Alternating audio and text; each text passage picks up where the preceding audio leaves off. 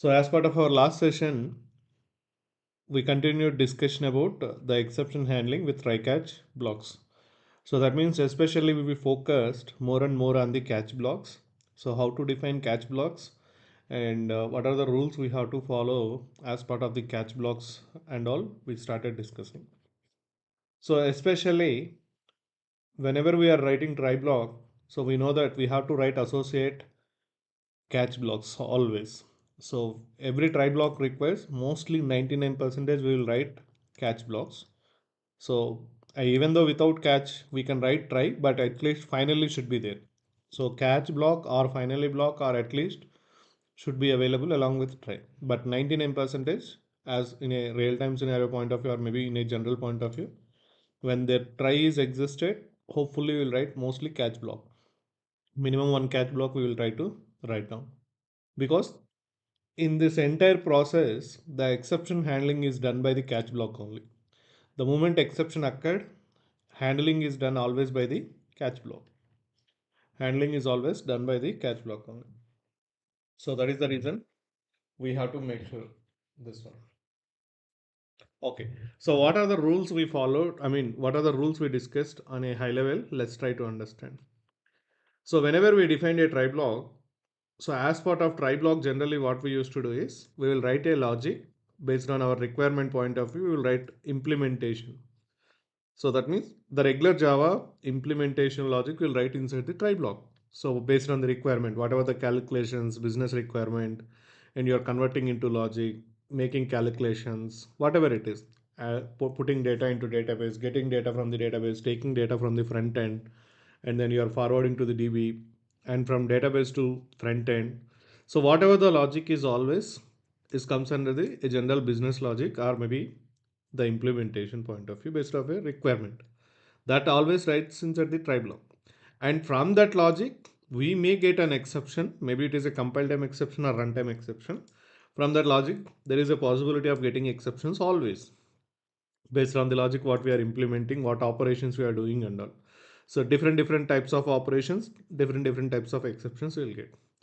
So whenever you are writing try block and whenever it is having okay huge logic and that logic is may cause different exceptions, not only one exception. Like for example, here I am doing two three types of operations, maybe division operation, string operations, array operations I'm doing.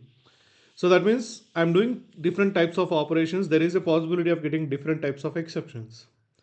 So that's why we are going to write different catch blocks with different types of exceptions. So that is what we understood in the last session.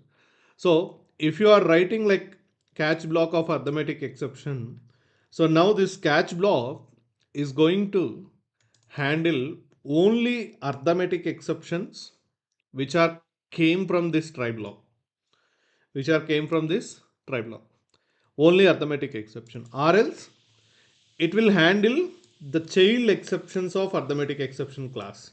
Nothing but if any exception class is derived from this exception class, child class of this exception class, those exceptions are handled by the catch block. So what's happening in this case is as part of Java, whenever an exception comes, and then immediately JVM checks for the catch blocks. So what JVM checks here it is there any catch block defined for that exception type or not? Okay, is there any catch block is defined for that exception catch block or not? If available, same type, then that catch block will be executed. Or else at least it will find out any parent type argument catch block. So that means if an exception comes from the try block, then it will check is there any parent type argument available or not. So that is what happens here it is. These are all very important rules. That's why we just need to remember all these things. So the moment you got try level, logic will be there, and then you will write catch blocks here. So you will write catch blocks here. So how many catch blocks we can write means it's always more than one. You can write more than one. So whenever you written logic like this, whenever an exception comes here from the try block point of view, if an exception comes, nothing but object only, right? Yeah. So whenever an exception comes, then what immediately JVM will do is JVM will try to come to check each and every catch block. And the moment whenever it is checking each and catch block, so what it will do, it will check same type of exception block, catch block, catch block argument level. So it will check catch block argument, which is same type of catch block argument, same type of exception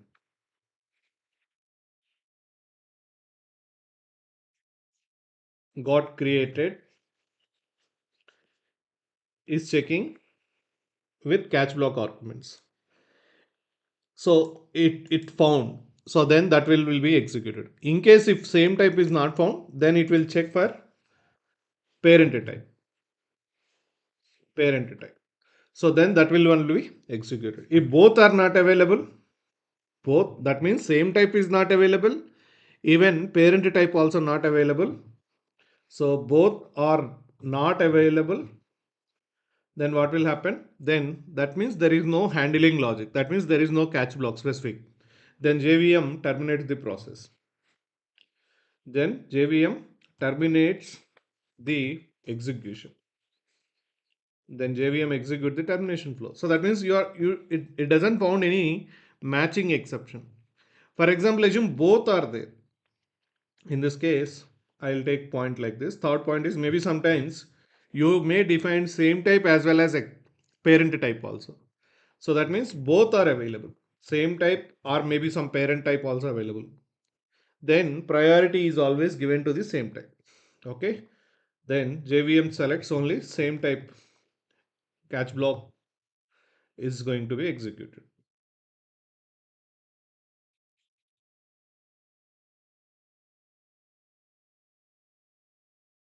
Okay, so these are the rules you have to remember. Now, for example, I have written catch block with exception, one catch block with exception class, one more with arithmetic exception point of view written. So here, assume this is an arithmetic exception. So maybe because of some arithmetic operation, you got an arithmetic exception. So then what exception block will be executed in this case is, maybe it is a parent. So in this case, exception block is also parent for the arithmetic exception. Based on our diagram, based on our, see if you remember here, hierarchy point of view, based on the relationship between all these classes, for arithmetic operation, for arithmetic exception, parent is runtime exception. For runtime, exception is parent. So that means now in this case, you defined a catch block with specific arithmetic exception also. Then priority given to the arithmetic exception. Then priority given to the arithmetic exception only. So that means, yeah. So then priority given to this one. Why not this one means? Specific one is available. Only same type. That's what priority is given to. If in case it is not existed, then it will execute the parent. This is use case number one. One more scenario.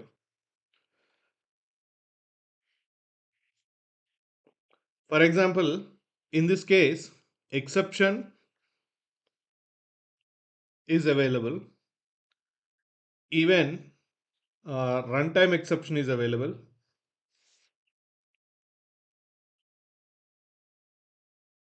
Assume in this case, I have one more catch block I defined with runtime exception. Runtime exception. Then, in this case, which one will be executed? So again, I got in this case also arithmetic exception only. So what JVM will do? It will check for same type of exception got created in the with respect to catch block. So not matching, not matching. Okay, that means same type is not existed. Then it will check for the parent type. But when it comes to the parent type, which is a immediate parent. See, now in this case, this is a parent. This is also a parent for the arithmetic exception. Why? If you see the diagram, if you remember this parent multi-level inheritance, arithmetic exception parent is what? Runtime exception. Runtime parent is exception. So that means in this case, Immediate parent is runtime exception. So that's why what will happen in this case is JVM is going to give priority to immediate arithmetic. So immediate parent point of view, it will give the choice. I mean, it will select this one, not this one.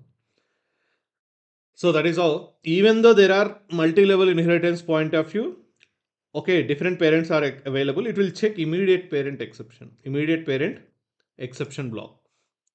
If same available, then same only takes here. For example, one more use case point of view, you have exception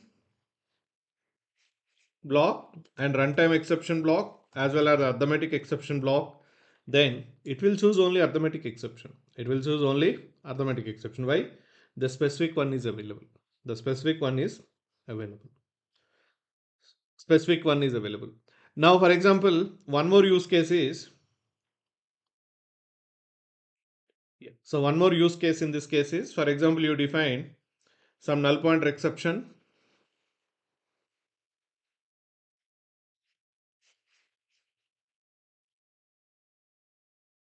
and then something like hmm, index out of bounds exception. You define this. Now in this case, you got again assume arithmetic exception only. So then what will happen? It will check. It's not matching. This is not matching. Why? Same type is not available. At the same time, not same time, at the same time, this exception block is not a parent also. This exception class, null pointer exception, is not a parent to the arithmetic exception. So that means same not as well as not a parent also. Similarly, index out of bounds exception also not exactly same as well as not a parent. So then it is looking for any other catch blocks not available. So that means in this case, what happened in this use case? With respect to arithmetic exception point of view, no catch block. No catch block form. That means no handling logic. No exception handling logic. So if you are thinking this concept with our okay basic mindset or basic common sense, then you can remember very easily. So there is no specific block found. Even parent type catch block is not there. At least same type not there. So that's why no handling logic. So that means what JVM will do? JVM terminates the process. JVM terminates the execution flow. Why? There is no handling logic. Then it became like a regular without exception handling concept point of view. So that's why JVM terminates the execution flow is nothing but what will happen? Rest of the logic, rest of the logic not going to be executed. Rest of the logic is not going to be executed. Rest of the logic is not going to be executed, which you return after the catch blocks. It comes under a regular without exception handling logic point of view.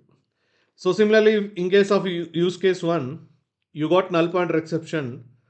So then what will happen? Null pointer exception point of view, there is no specific block, but at least parent is there. So that means this one will be executed.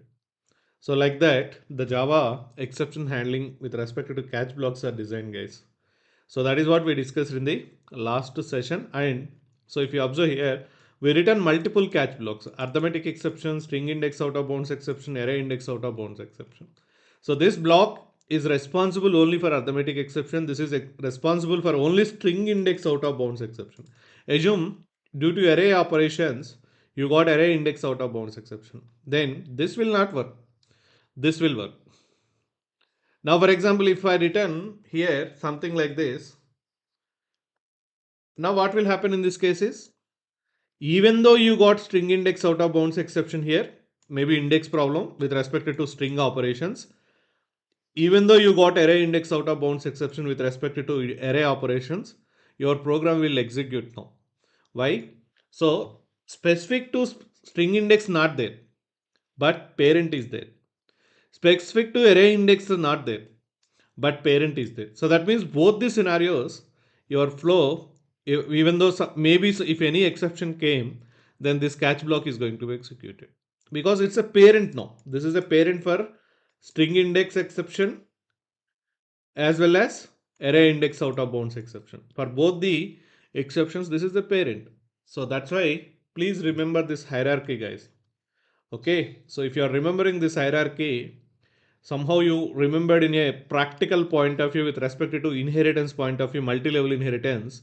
See, array index out of bounds exception is a child, and this child class means parent is index out of bounds exception, and index out of bounds exception parent is runtime exception, and runtime exception parent is exception, and exception parent is throwable. So that means these are all, this is what I am talking about, child exceptions. These two are not available. But maybe these two exceptions are coming. But you define commonly their parent. Then that what will happen? It will take care. Then JVM will choose this one.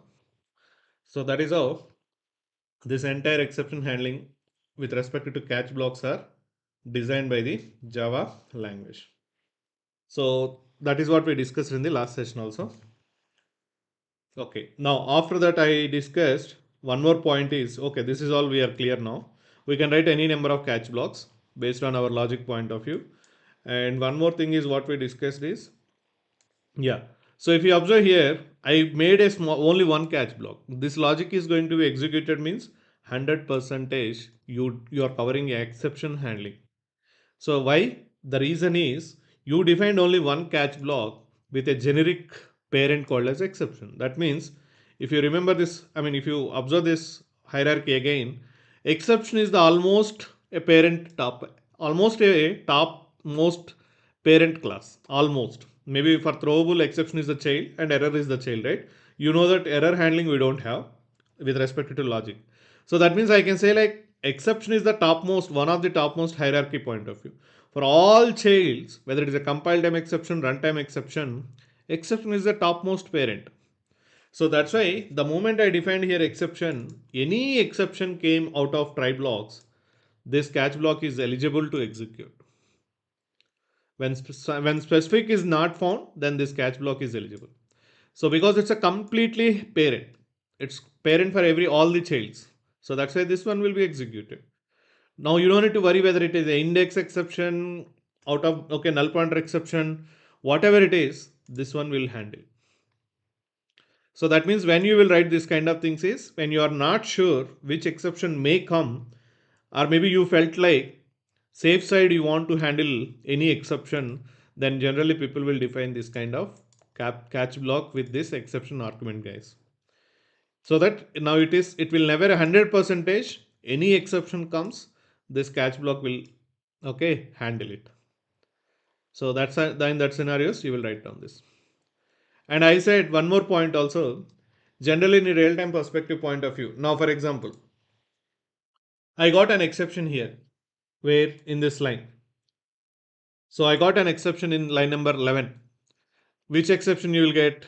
Arithmetic exception. Okay, fine. Okay, cool. So you handle the exception logic also. So that means by taking this object, JVM comes to the catch block section. See where at line number 11 you got an exception. Then I said JVM immediately jumps to catch block section. So then it found its maybe specific is not there, at least parent is there. Now it started executing this one and this one and this one. Okay, cool. Then what JVM will do, once the catch block execution is completed, it will move to the rest of the logic outside of the catch block. So that means it is going down. Fine, below logic will be executed. Then what about this logic? So my intention is, my point right now is, if an exception comes at line number 11, what is happened to rest of the logic in the try block? So the rest of the logic inside the try block, this is not going to be executed. Why? The exception came here. So whenever an exception comes in the try block, the rest of the logic inside the try block will not execute, guys. From that line, the rest of the logic inside the try block is not going to execute. So that means now this line number 12 to and as well as until line number 28, nothing is going to be executed because you got an exception means JVM immediately jumps to catch blocks. And once catch block found, it will execute and then it will go down. In case catch block also not found, then what JVM will do? JVM will terminate all the process. Then this logic is not executed and as well as below logic is also not going to be executed. Okay, so that means below logic is also not going to be executed. Even this logic is also not going to be executed. in case if you don't have a specific catch block like that. Now, for example, see here, I made value 2 as 0. That means you know that if you observe the output, addition of two values, immediately it went to catch block. Yes, that's what I said. And then it will execute rest of the thing. That means exception handling is there. But my point is, what happened to this logic? It's not executed. So to cover this logic is also going to be executed even though an exception comes here. I want to make sure this logic is executed. Then what you have to do? Then you should not keep that entire logic in one single try block. So you can divide like this. So what's happening in this case? I made one operation in one try catch, another operation in another try catch, another operation in another try catch. So I made into multiple try catch blocks.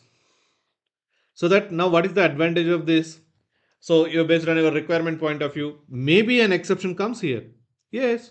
Only division operation point of view, you are handling the exception, that's fine. But at least now you are able to do the string operations and array operations. Nothing but other operations you are able to do that. Other operations we are able to do that. So that means you can write any number of try catch blocks inside a method. There is no restriction. You have to write only one something like that.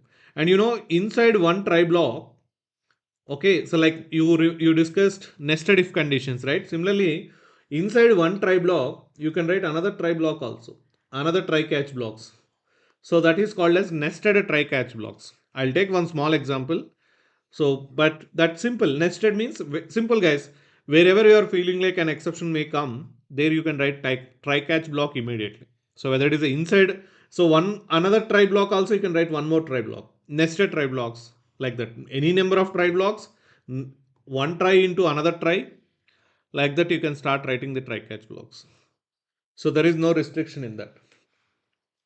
Okay, so this is all we discussed in the last session, and this is all very important, especially if you want to understand exception handling perfectly and to make sure output execution is also completed. For example, if anyone given this and expected output is what? So what is an expected output is in this case, you have to know that. So this is executed, this line will be printed. This line will be printed. And then this is going to be executed, but an exception comes here. So that means these three lines will not execute. So that means output is as of now addition of two values is the output. Then this catch block is executed. So this line will be executed. Reason will be printed. This line is also executed. So one, two. So that means one, two, three, four lines got printed as of now. And then it will come back here again.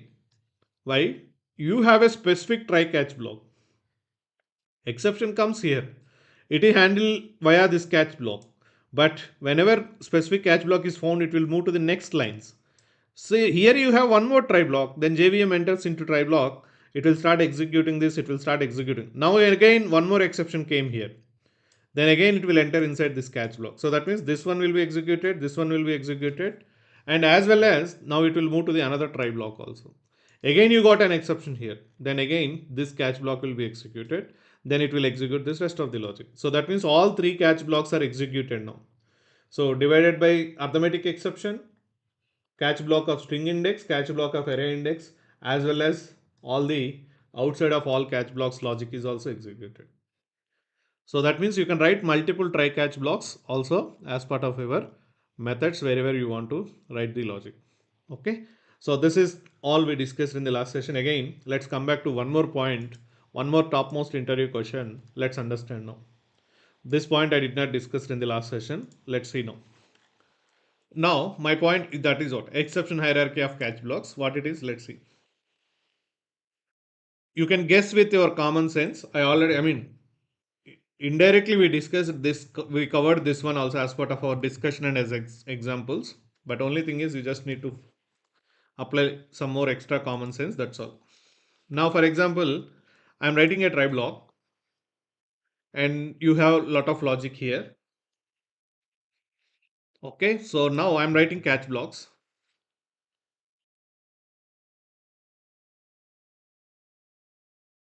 So I'm writing a catch block like I'll do one thing. I'll take directly from here instead of typing.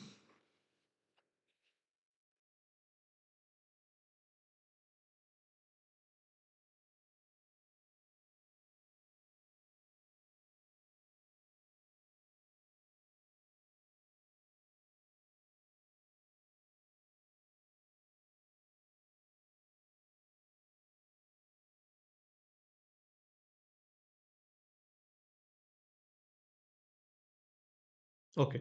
So assume I have logic. I mean handling logic, all these things.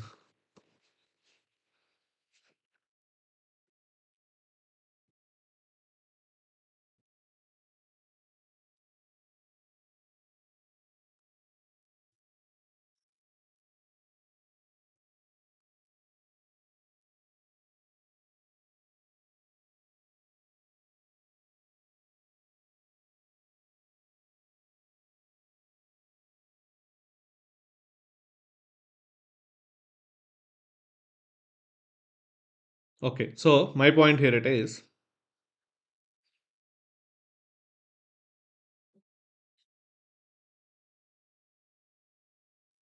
Okay. So this is what the code snippet you got.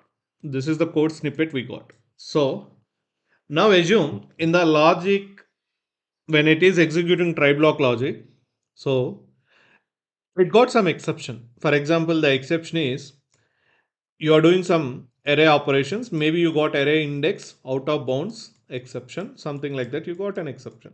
Where in the logic, try block of logic, you got this exception. Now, in this case, what is going to happen? What is the problem in this case? Let's try to understand. First, let's define this as a example, then I'll take it up.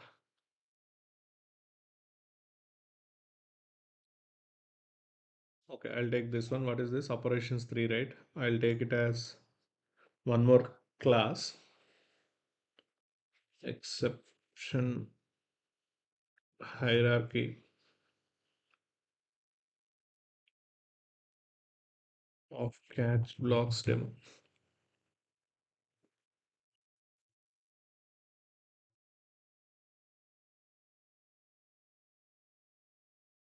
Okay, so I'll write very simple thing. Yeah, I think you have null pointer exception, all these things, right?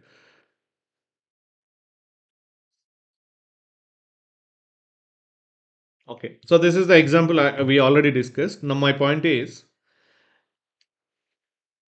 if you observe here, maybe I'm writing here exception.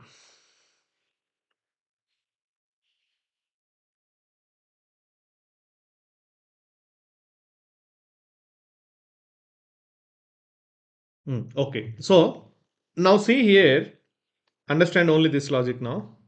So with respect to this, I written multiple catch blocks. So arithmetic point of view, arithmetic case I can write any number of catch blocks I can write. But compiler is giving some exception. Compiler is giving some error. I return. See if I am deleting this, there is no exception. Sorry, there is no compile time error. If I am putting this, again I am getting some compile time error. Error I am getting. Compiler is saying like your coding is not good. Why? What is the reason in this case? Why you are getting this compile time error? Let's try to understand. You written multiple catch blocks for a try block, but compiler is throwing some exception, especially with respect to this one. What it is, for example, see I removed that catch block. Again, I am not getting any exception. Again, I am not getting any exception. Or else I'll do one thing. See, again I have four catch blocks: arithmetic, string, array index, null pointer. Again, I don't have any compile time error. Now see, I am adding one more catch block called I added one more catch block. So now again I am getting error. So what is the problem in this case? What was the problem in this case? For example, or else I added this one also. Now also I got some exception. Some compile time error is getting. So what's happening in this case? I have multiple catch blocks. I can define any number of catch blocks. That we know that. Even if I am removing this, I don't have any problem. Again, all compile time errors are going. But only something I am making here, then again I am getting compile time error, especially after that catch block. Whatever I added right now, after that I am getting some compile time errors. Why? So if you see here, even if I am moving this to the first catch block, then what's happening? Now all a compiler is giving exception at all catch blocks level. But here there is no exception. So that means what's happening in this case? What is the rule we have to follow here? So understand the point here. Okay. Now, what is the point I said? Whenever an exception comes in the try block, so exception came in the try block, then it will check for the catch blocks. It will check developer written catch blocks and it will check for what? Specific I said, and as well as or else parent. Or else parent, right? So here what JVM will do is, please remember this point again, it will go one by one catch block in an order, whatever the catch blocks you written, it will start going one by one on order. For example, assume you got arithmetic exception only here. Okay, arithmetic exception. Then what will happen? JVM comes here.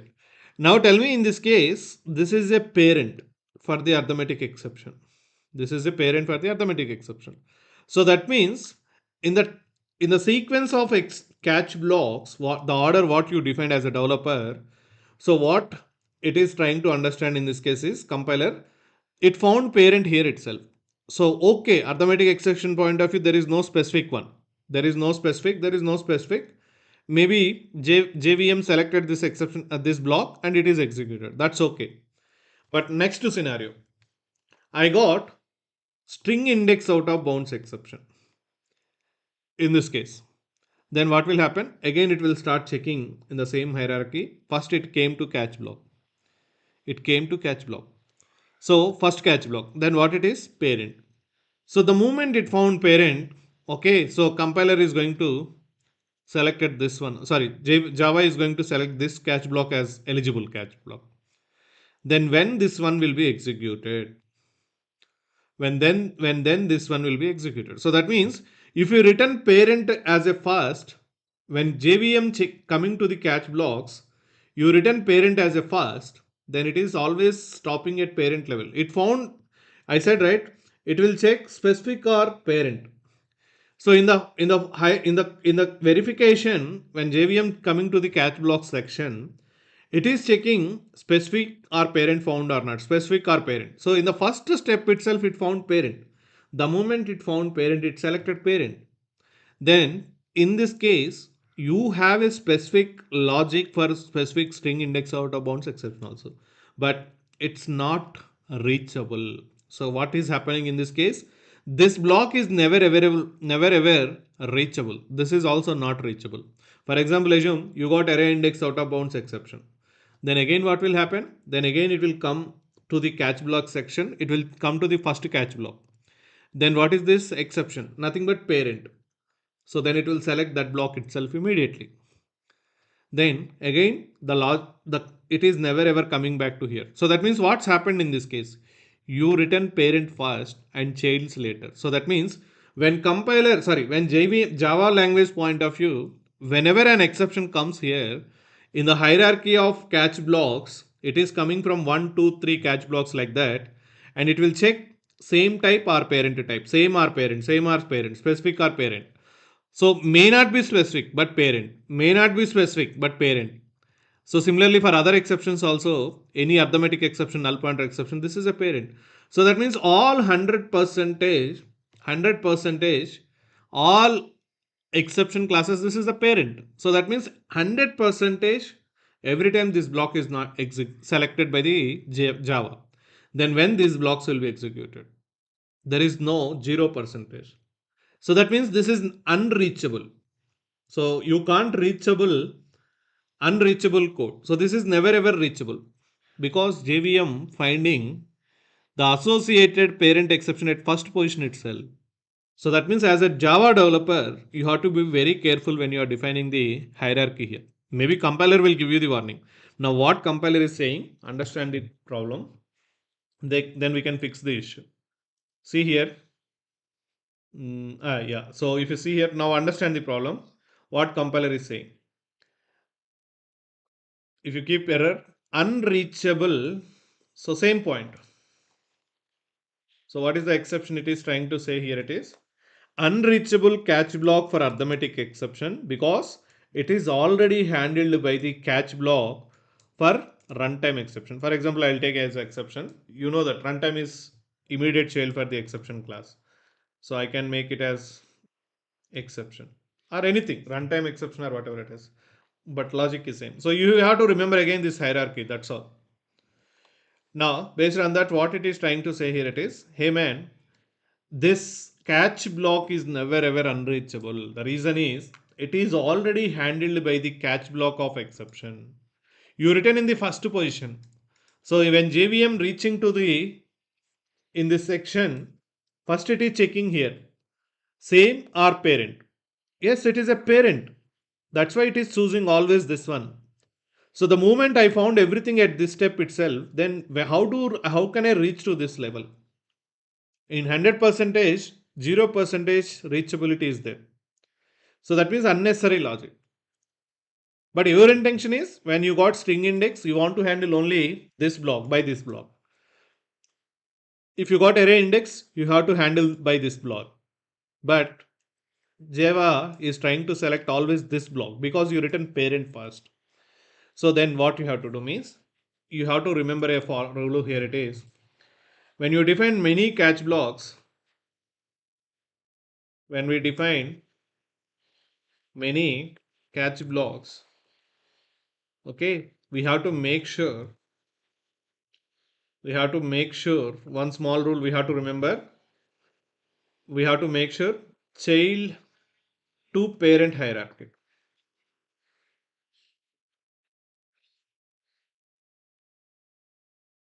Child to parent hierarchy we have to pass. So when we are defining many catch blocks, we have to make sure child to parent hierarchy point of view, we have to define the try catch blocks. So based on that, how can I write this? So based on that, now I written this, right? So in this case, you implemented three, but this is the child, and this is the parent. So that means I can't write parent first. Parent should be last in the hierarchy point of view. So the immediate child should be first. So that means based on that, I am removing this catch block and I am adding here. So what will happen? Now this logic is good. Why? Yes, this is the child. This is a child. This is a parent. Now assume based on this logic point of view, you got arithmetic exception. So what will happen? You got arithmetic exception here. So what will happen?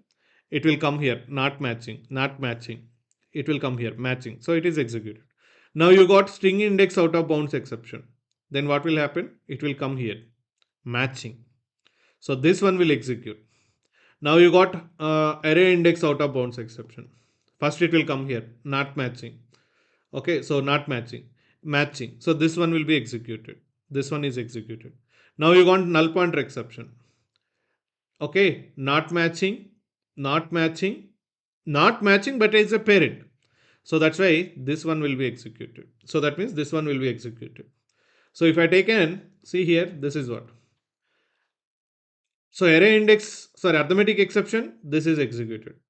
String index out of bounds exception, in the hierarchy, it found first here. So it will execute. So sorry, this block is executed. And it's not checking for other catch blocks. See, once it found immediately, it's not checking for other catch blocks.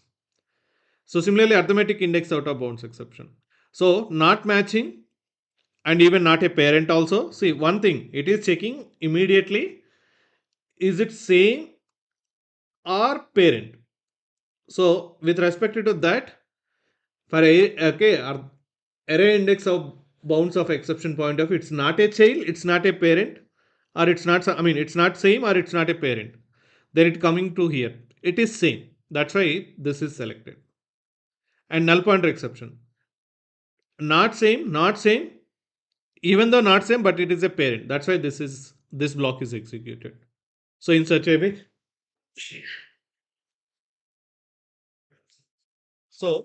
way, we have to make sure child catch blocks in the hierarchy point of view, child blocks should come first. Like for example, in our general terminology, I can say like this. So child should be first and child parent should be next, and grandparent should be next, like that. Even you can't say like child, grandparent, and parent. No, it's not work. Because grandparent is the hierarchy, right? So when something, now this will never ever reachable. So that's why child, parent, and grandparent point of view. That multi-level inheritance point of view, you have to down the arrow. So you have to follow in a downside approach point of view. Now I'll ask one more thing. Is it a valid or not? Let's try to understand. So one more use case.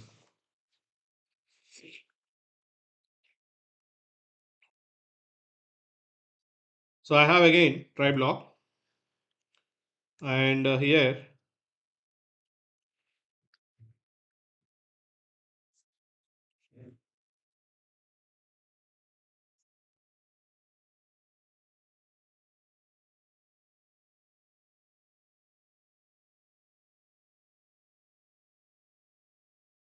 so now what will happen in this case?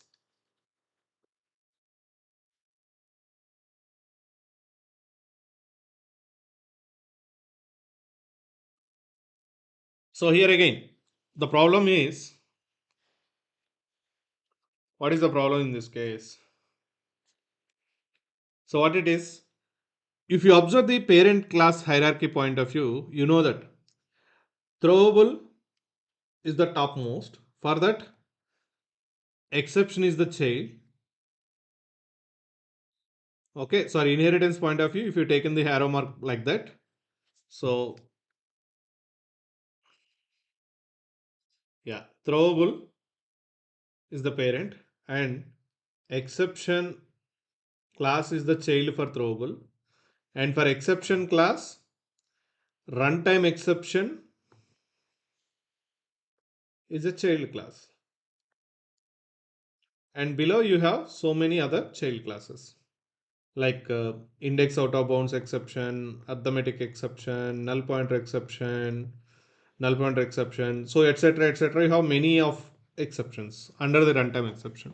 So this is the hierarchy. Now based on that, this is okay, but when it comes to runtime exception, what happened? Runtime exception is this one, but you defined array index out of bounds exception. So that means before the child itself, you defined your parent. So that means what JVM point of view, for example, tomorrow you got arithmetic exception, sorry, array index. So it is checking, not matching, even not a parent. It is matching. Yes, it found. So this one will be executed for all runtime exceptions. Tomorrow you got null pointer exception, everything. Then again you got array index out of bounds exception. What happened? Not matching, parent selected this. Then how it will be executed? So this is never ever reachable, right? For with respect to arithmetic exception. And similarly, you got null pointer exception.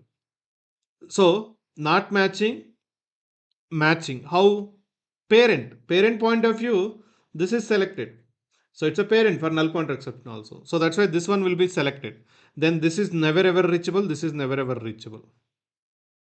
So that means what is the order you have to make sure.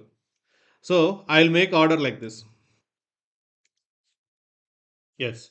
Now what is the order you followed here? That's what I said in our basic terminology point of view.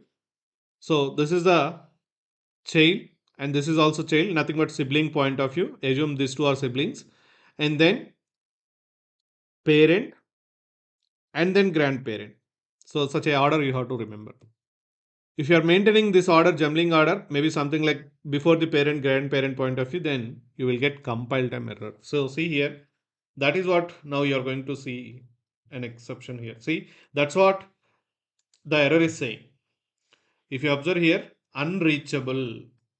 So what it is saying, remove the catch block. So it is saying like remove the this catch block or this catch block. So then you have to remove all the catch blocks. Or else, what is the solution? I said, make your parent last. Now I'm moving to the last. Save it. All your errors are gone. Why? Yes. Now you made same child, child, child, child, child. Now I taken one more example called as here. Maybe I will add catch runtime exception. See, the moment I added runtime exception, what happened again? You are not getting a except error until this. Why? Because yes, that is okay, very clear. These are all just like an equal level in the inheritance point of view, equal level. But now for null pointer exception, this is the parent. With respect to null pointer, which is a parent, this is a parent. With respect to exception, this is a child only. So that means I don't think this, I mean, this is a child for exception point of view. So that means with respect to runtime exception and exception point of view are in the same order. You are in the correct order. But with respect to null pointer point of view, what is the problem? Null pointer is a child for this class. So that means child should come first. After that, parent should come. So that means now I am shifting this position from there to here. Now, what happened in this case?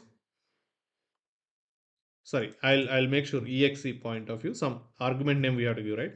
So, okay, see here, now again, anyway, same error only. So I am shifting parent to after child point of view. Now, you don't get any exception with respect to these two. Why? Yes, if you remember the hierarchy, what? Exception is the grandparent. See here, if you go to the diagram, now in this case, what? If you are going in this direction, exception is the grandparent and runtime exception is the parent, I mean below. So that means now you written this null pointer exception first, runtime exception later, and then exception later. So child, parent, and its parent, grandparent or something in our basic terminology, human terminology point of view. So this is the topmost interview question, or maybe in real time also. When you are making this order, you will get the compiled error. So simply they will give you this one and they will ask you what is the output, what is the expected output. So is it something like they will ask like this. Logic 1 is maybe some exception came. They said like in the logic 1 exception came. So and so they will give scenario also. So the scenario they will ask is question here it is something like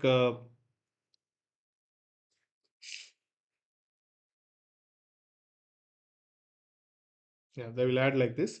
They will say like in the question in line number, okay, logic 1 got null pointer exception.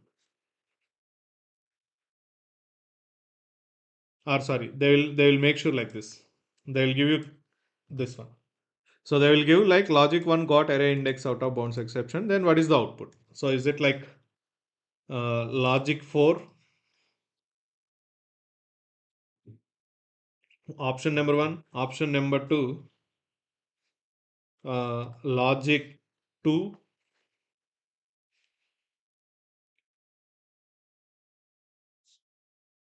option number 3 logic 5, or option number 4 some compiled time error.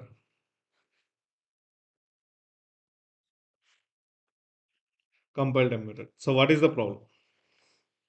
So if you are tempted like if you forgot one point, that hierarchy point of view, parent and child order should be followed, child to parent order. So if you forget that point, what is the you will if you are tempting like for this, okay, logic 1 level got some what exception they given very clearly, and you felt like specific catch block is there, so that logic 4 is executed and your answer is wrong. And similarly, you felt like, okay, maybe parent is executed, then this is also wrong. Logic 2 is wrong, logic 5 is wrong. So these are all wrong. Why? First of all, you will get compile time error. Then only you will get the output. First of all, compile time error. Why? The reason is you return parent first, after that child later. In these two catch blocks, there is some issue. What it is? This is a child, this is a parent. Parent you return first, child you return later. So these two catch blocks, okay, there is no issue. But here you have some problem. What it is? The order you are not defined properly. So that means you will get compile time error. First of all, you will not get any output. Your program is not compiling. You will get first compile time error. So what is the problem?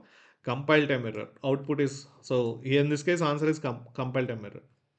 And what is the problem is? This is having some order problem. So you have to, if you are making again this, then okay. Then again, what is your output means? If you got array index, yes. Now your program compiled successfully.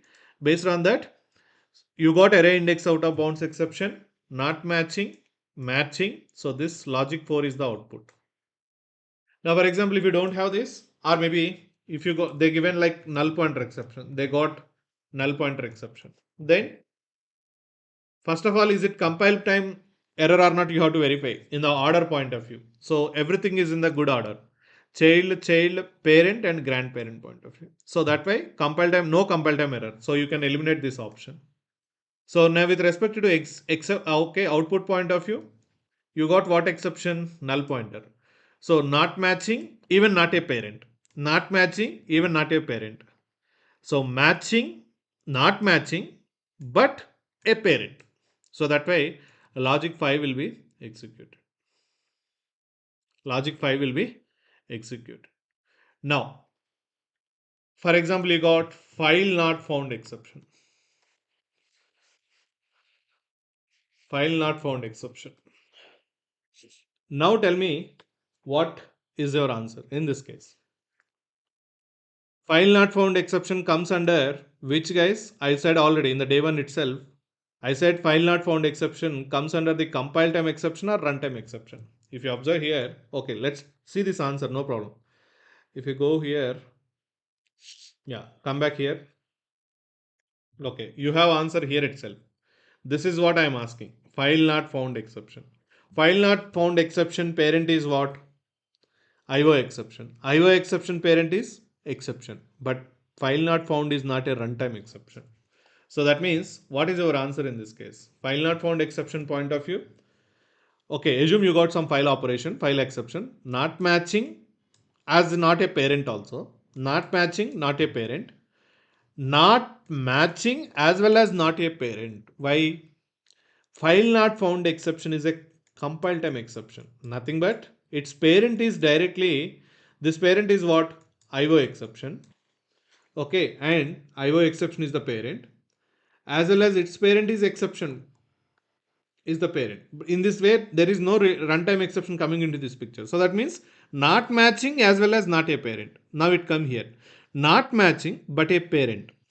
Because this exception is the topmost, right? So parent. So that means logic 2 will be executed in this case. See, one small code snippet, different examples, different answers, different scenarios. So this is all, this is in such a way you have to be in a position like understanding how try catch blocks are working. So this is the most important rule, and this rule is going to kill you with respect to interview questions as well as runtime, so written exams point of view. If you remember that one point, while writing the code in real-time project, you will get compile time error. Compiler will give you clearly picture warning or error like, hey man, sorry, you have to define child first like that. See here, unreachable. So it is saying like remove that catch block or else add it to before its parent, before its parent. So if you are added again before to the parent, then again there is no exception.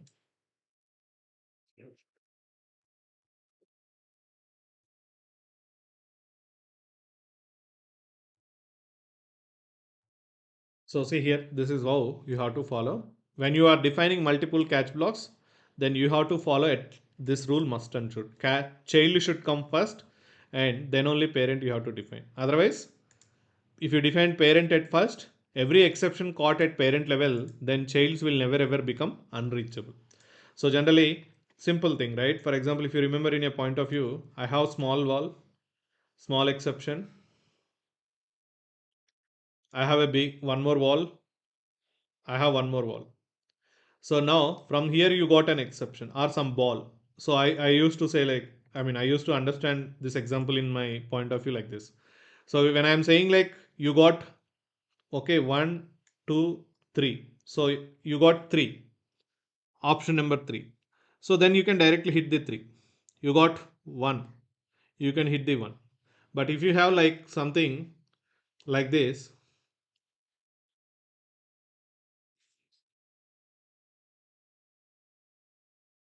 yeah. So now one, two, three.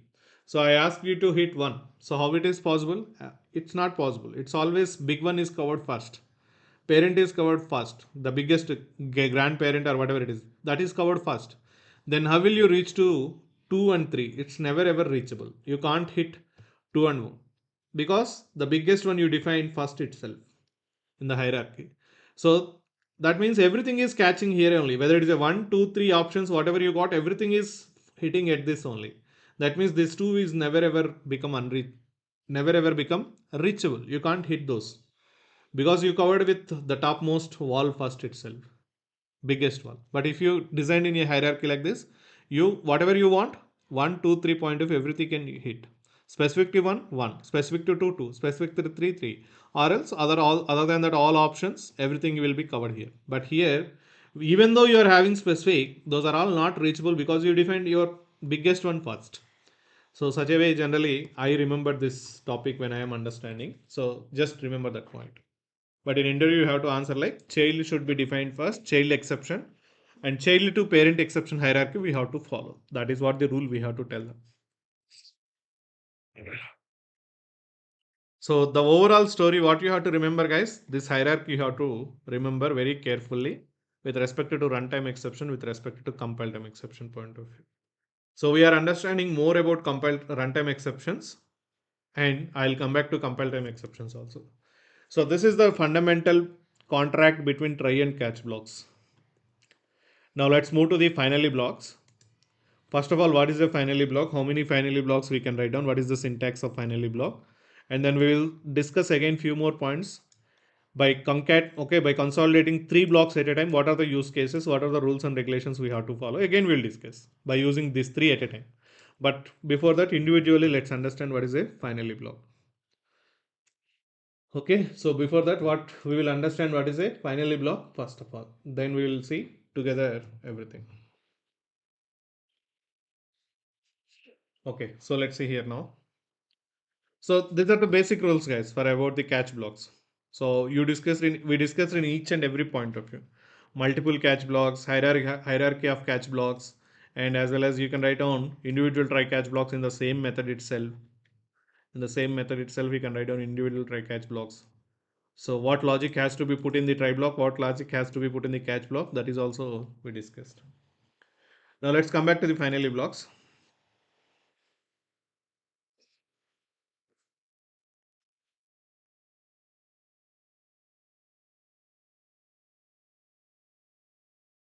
Okay. So the third here finally is a keyword. First of all, finally is a keyword. So that means this keyword functionality is reserved for exception handling point of view. So what is the functionality of finally keyword, finally block? So you remember always block is nothing but a group of statements written inside the curly braces. Okay. So that is what always block. Now what is the finally block? See here. So generally finally block is defined always with a try block. So that means what is the point is without try there is no finally block you can't write. You can't write finally block without try. Same rule applicable for catch block also. Without try there is no catch block. So when try is presented then you can write either catch or finally or both. But without a try you can't write catch as well as finally also. Point number one. Okay. The purpose of finally block we'll see that.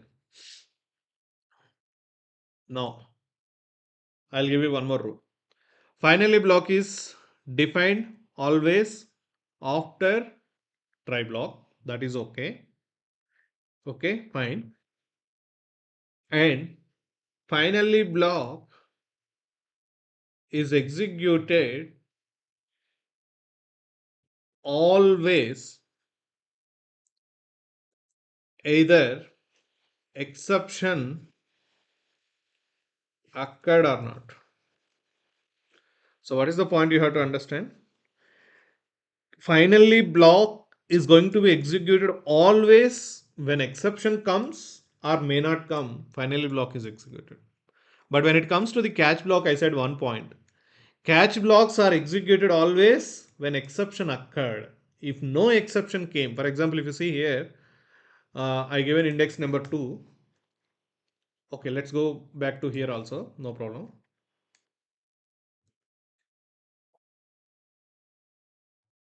Okay, so you define multiple exceptions, right? So you have a value here. So that means Dilip, and you give an index 4, okay, valid index, and you give an index 6, valid index, you given. So that means everything is good, your logic is going to be executed. See, you got everything, end of try block. That means what is the point meaning of end of try block? There is no exception. When there is no exception, this highlighted point of view, yeah. So in between these lines, I mean, any of the catch block is not executed. That means what is the point you have to remember? Catch block executed only when exception comes, that to specific point of your parent point of view, then only catch blocks are executed. If there is no exception, then JVM will never reach to catch block. But what is the point I said right now is finally block is executed always, either exception occurred or not. Always. So irrespective of exception, finally block is executed. So that means with respect to try block, if you got any your logic got any exception, okay, in case exception came, then also finally block is always looks like this, guys. There is no parenthesis like this catch block. Only catch block will have a parenthesis to define what kind of exception. Finally block is also not going to have any parenthesis, similar to try only. So it will looks like this. So that means I'll write down syntax like this in a smallest point of view. So finally is the keyword, and then that's all. So here you will write the logic. It will not have any parenthesis because I'll come back to that point why and all. So finally, so that means this logic is executed. Whatever the logic you written, it is always executed, even the exception comes. Now one more use case is no exception. That is what, right? Maybe try block level, you got your logic not given any exception. Then also logic is executed. Then also finally is executed. So that means when you define finally block, 100% it is executed. So the guarantee of finally block execution is 100%.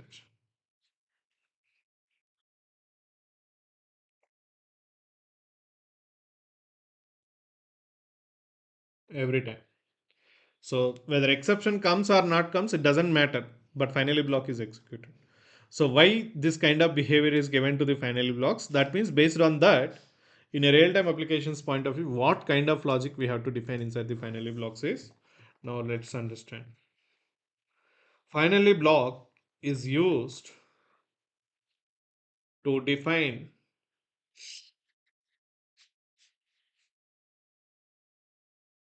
uh, cleanup, closing,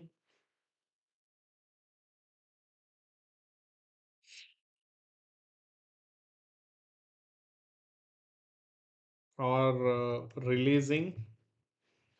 So cleanup,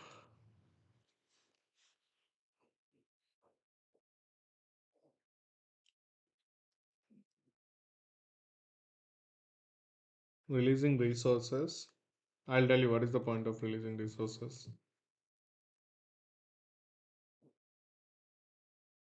Closing connections or any streams like that. Activities like one is closing connections, second one is releasing resources.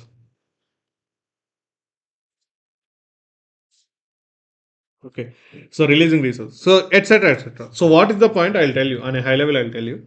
Okay. So what is the point of finally block? I'll tell you. What I'm writing here? I'll tell you. So generally, finally block is used always to define, to write cleanup activities like closing the connection streams, releasing resources, etc., etc., etc., etc. So there are so many scenarios, but one of the scenario I'll tell you. For example, basic real-time point of view also I'll tell you. See here.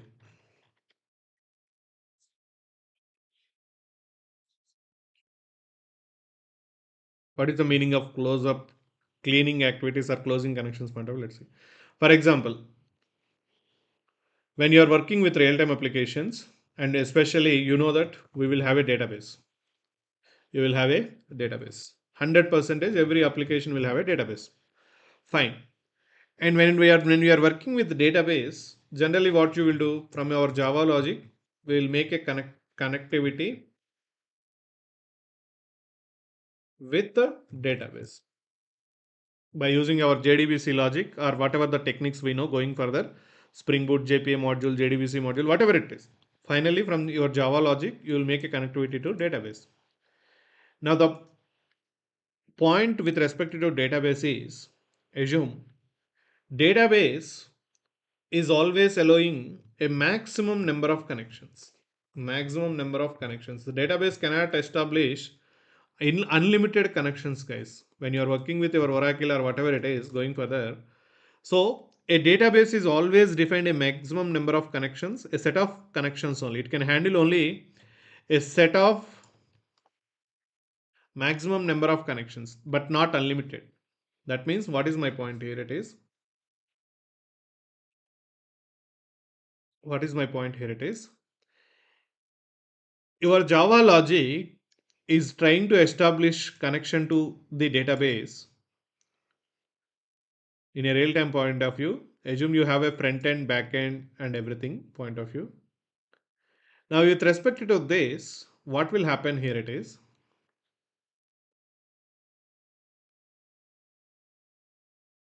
okay, assume this is the Oracle database. Now, assume you know that, assume your Instagram application is using Oracle DB in the backend. Now you know that per second how many requests will go to the front end to back end. That means how many requests are going to the Oracle. The moment if you want to, your logic has to connect with Oracle. So you have to open a connection with Oracle. So you will understand this in the JDBC especially. So you have to open a connection. You have to open a connection. So to open that connection, you will write some logic. After opening the connection, what you will do is you will execute your SQL query. You will execute SQL query. We will execute the SQL query. So the moment you executed the SQL query, okay, what is going to happen? The query is executed and everything good, and something you got that result set or result back to the logic level. So after query executed, that result of query execution is coming back to the Oracle. Now my point here it is, database is always have a set of connections reserved, but not unlimited. So that means assume Oracle is having maximum 50 connections. It is supporting only 50 connections. Now in this case, the moment you open the connection, the moment you opened open connection, okay, once you executed the query, once you got the result back, immediately you have to close the connection. What you have to do? You have to close the connection. So why you have to close the connection? For example, your one request came, it went to the it is trying to connect with database. Out of 50 connections, out of 50 connections, one connection is okay, already taken by request. So that means 49 are there.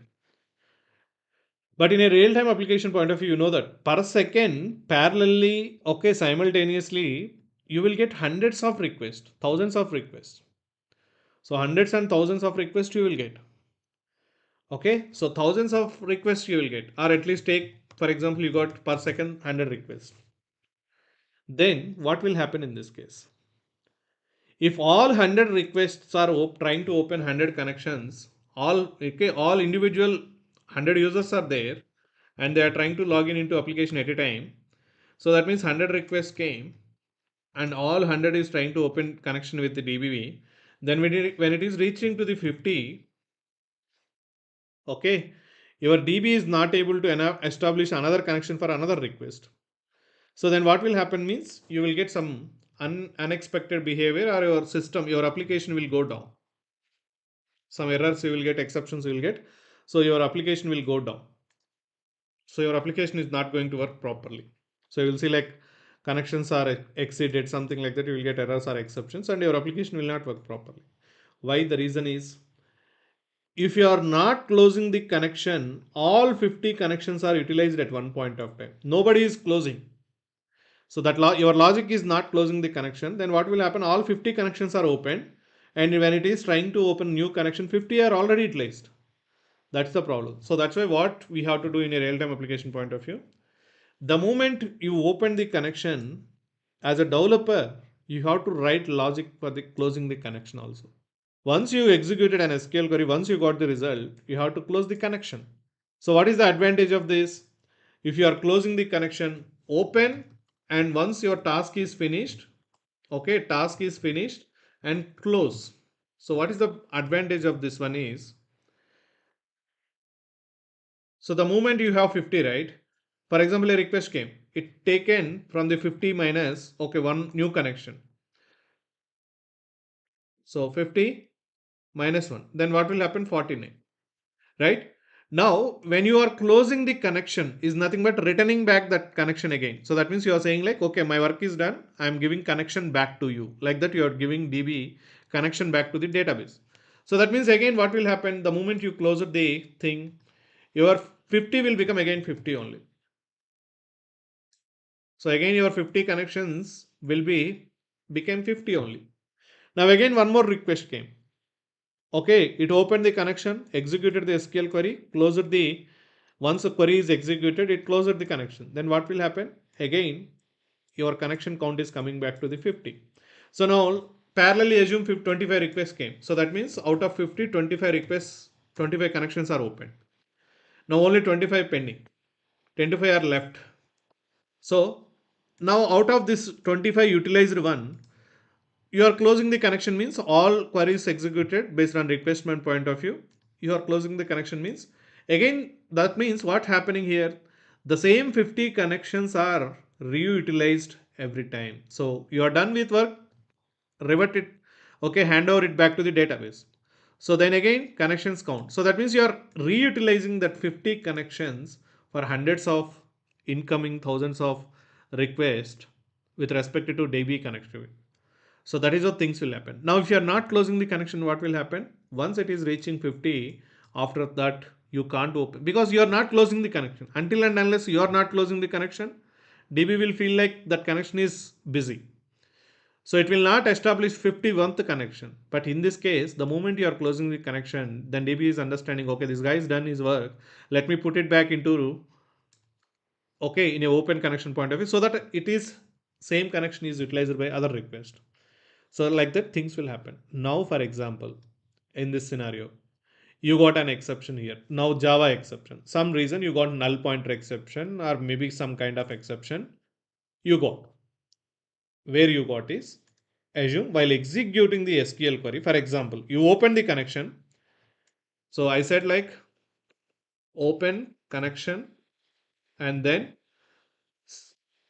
execute query to the DB. And then once execution is completed, then close the connection. This is what I said, right? Now you return this logic without exception handling. So that means what will happen? Assume scenario like this without exception handling. You open the connection. Okay, cool. That is success. Now while you are executing the query, you got some exception, some error, null pointer exception, or maybe you received some null value, some exception you got here. Where? In this case. And the moment you got exception, what I said, JVM terminates the process. JVM immediately from that line itself terminates the process. JVM terminates the process. So that means this line is not going to be executed. So that means in this case, what happening? This line is not at all executed. So that means this line is not executed means closing connection is not happened. So that means what happened? That connection is still open. So that connection is still open. Like that, assume you got in a real-time application point of view, frequently you are getting an exception and all 50 connections are utilized. Then at one point of time, you don't have any database connections, zero connections. So that means your application will go down because you are not handling the exception at this level. Your closing connection is not happened. That's why your application will go down. This is the use case. Now you understood like, okay, let's handle the exception.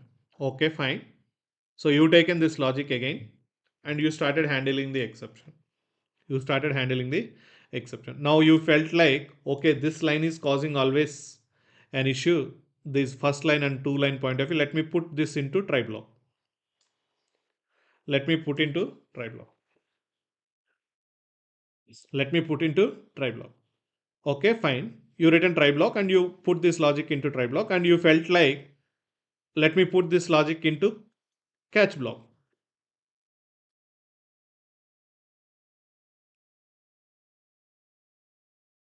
So maybe you put that logic closing connection, you put into the catch block. Now my point is again, if there are again two scenarios, when exception comes, when there is no exception. Now, no exception scenario or exception scenario. One more scenario is exception scenario. Okay, cool. So now based on this, I have two scenarios. What it okay, well let's do one thing.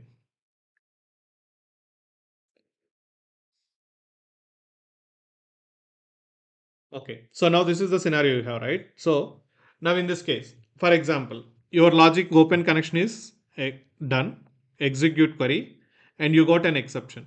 So what? You got an exception. That means this scenario. You got an exception. Then what will happen? You handle the catch block, right? So that is what exception handling. Assume JVM came here and closing the connection. Even though exception comes, so it started closing the connection. Closing the connection. That means your connection utilization became okay dynamically perfect. Why you got an exception? You closed it. Even though in exception case you closed the connection. So that means now your 50 connections are again back to same like that. Now even so you got keep on getting an exceptions every time you are handovering connection back to the database. Closing connection is nothing but you are handovering. So that means you are good. Now my point is no exception. So that means your query executed very well. Everything is good, data is good, everything is good. There is no exception. I said when there is no exception, catch block will not be executed. Catch block will not be executed. So that means closing connection logic is not executed. So in this case, what's happening? Closing connection is not happening. Why?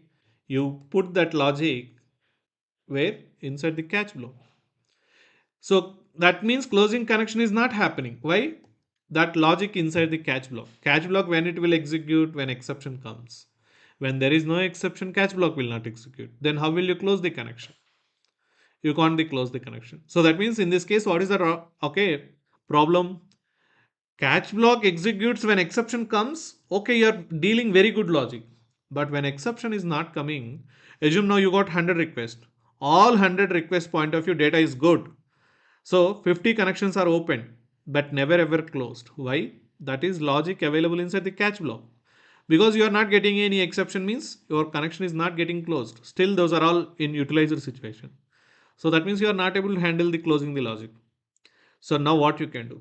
Now this is the where finally block coming into the picture. What finally block is saying is, okay, so why you return generally catch blocks, you will receive that exception. Okay, let's take like this. So you will, whatever the exception you got, you will get that exception back and you will take the reason. You will get the reason and you will write some messages and then you will close the connection. This is all you will do that as part of exception handling. So that is what exception handling, right? So handling what has to be done, what went wrong, all the information you will write logic here. That's okay. But closing connection is also happened. But here, when no exception comes, this logic is never executed. That means closing connection is not executed. But my point here it is, the closing connection must and should happen when you are getting an exception, when you are not getting an exception. This activity should happen every time. Then only you can utilize that 50 connections, okay, perfectly. So then what you will? So in this case, only the try catch block finally is coming into the picture. Now, if you are involving finally again in this use case, what will happen? Let's see.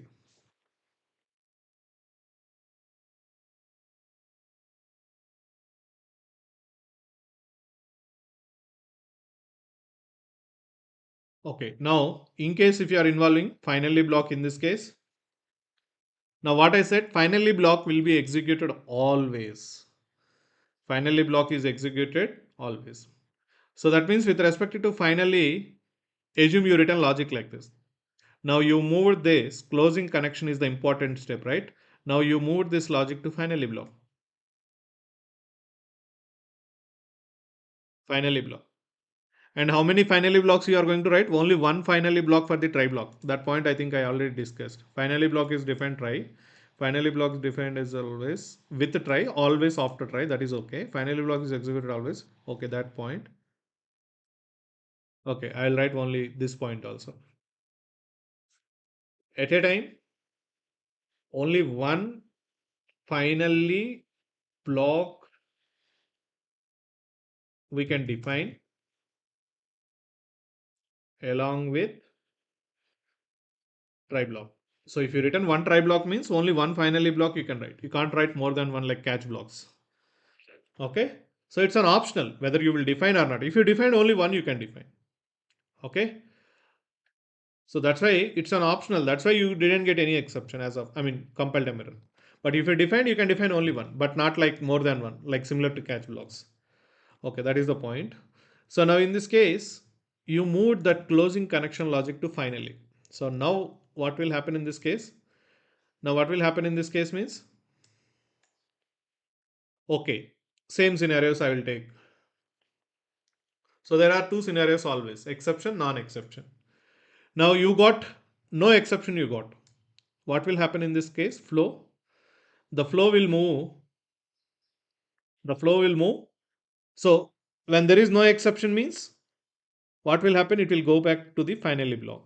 That is what I said here. So finally block is always executed, either exception occurred or not, it doesn't matter, always finally block is executed. So no exception, it moved here. So that means closing connection is happening successfully. So you are returning back connection to the database. So that means that is what expected behavior. So that you are utilizing the connections perfectly or that existing 50, you are rotating that connections count. Now, an exception come.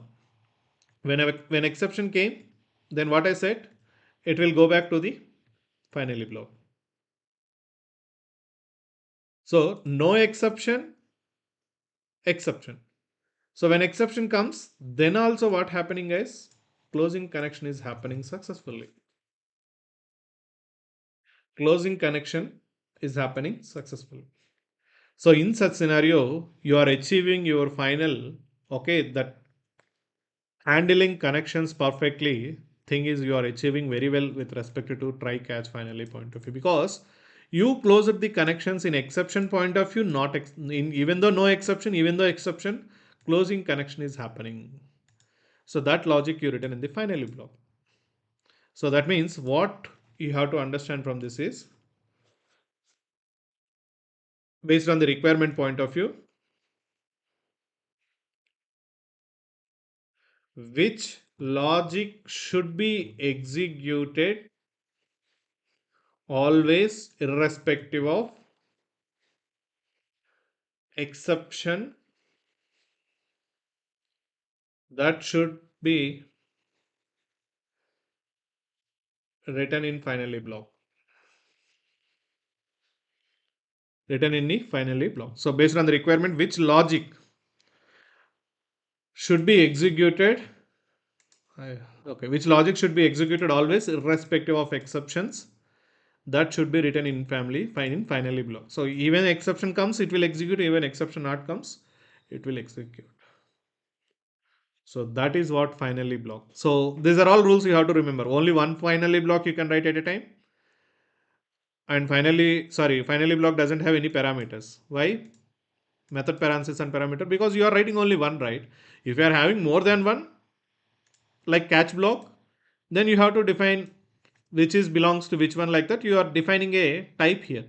But finally saying like only one. Only one means there is nothing to do. Now let's see how to write try catch finally and a simple. And if you are almost done now, try catch finally. One or two things we will discuss in tomorrow point of view. But before leaving, we will take a small example. Try catch finally.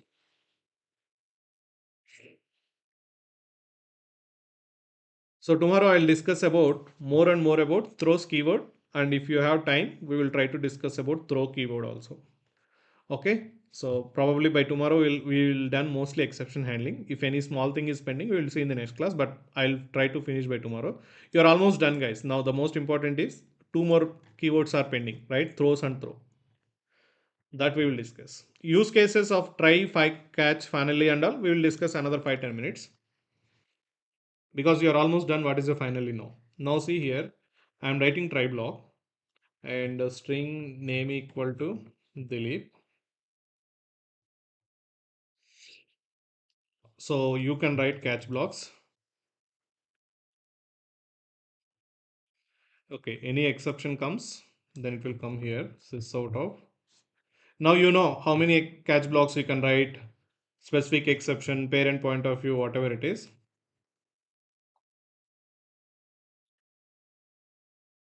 In catch block, sort of name dot to uppercase. Now I said finally is an optional. Whether you write or not, it doesn't matter. I mean, there is no problem. But if you written how many you can write means only one you can write. See, there is no parenthesis. And if you see here, I am writing a word, something like sort of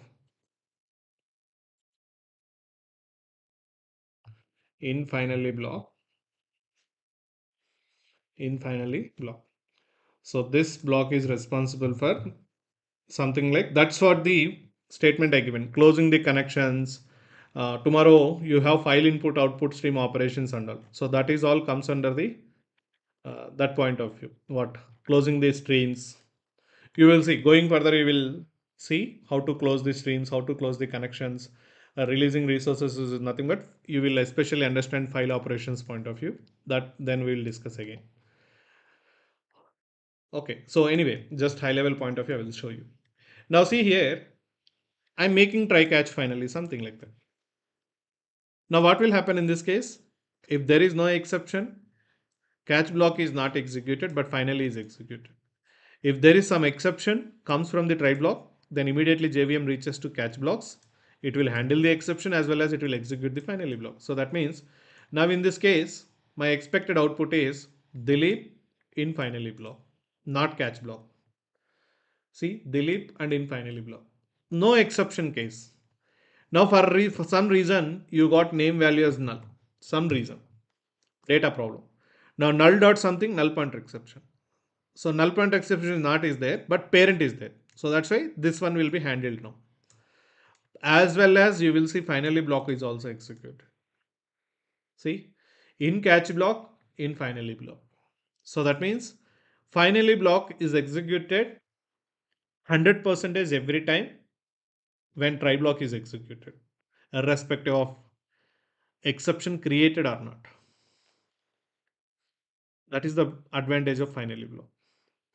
Now, how many finally blocks you can write? Only one. So, for example, if you see here, finally, can I write one more? No. You can't write more than one. And okay, so we will discuss couple of use cases from here. I said right use cases. Now you know what is a finally. Okay, so one or two small use cases we will discuss with respect to interview point of view in tomorrow session. Then it will not take maximum 5 to 10 minutes only. Small use cases only. Like that only. How many finally blocks we can write? Can we write try with only final? Can we try? Can we write finally before the catch or not? That means can I write what is the order I have to follow? Is it try catch finally or try finally catch? So this kind of small use cases, not more than that. It will take 5 to 10 minutes. Then I'll start discussing about throws keyword. Throws keyword. So what is a throws keyword and how it will work and all we will see. And based on that, we will see next keyword is throw keyword also. Nothing but user defined exceptions. I'll discuss as part of this user defined exception. So that means we can write our own exception classes. As of now, we are using what? Arithmetic exception, null pointer exception, array index out of bounds exception. These are all predefined. If I want to create my own exception class, something like user not found, Okay, something like that. I want to write my own exception classes. Yes, we can write down that, and we will discuss those are also in tomorrow's session. Okay, so you're almost done with try catch. So feel like that, and tomorrow we'll see throws keyword. Okay, so please remember all these rules and regulations. I'm telling you one more time. You should not be in a position like confusing.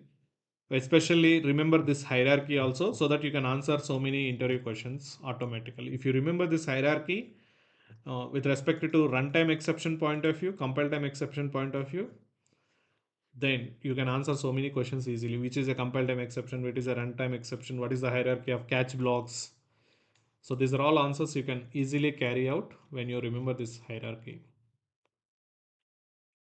When you're attending interview exams or written exams also, you can easily capture. Okay. So that's all for today. Let's connect on tomorrow with throws and throw keyword. So we will see what is the difference between throws and throw also. One more important question is they will ask you what is the difference between throws and throw. So what and all we will see that tomorrow. Okay.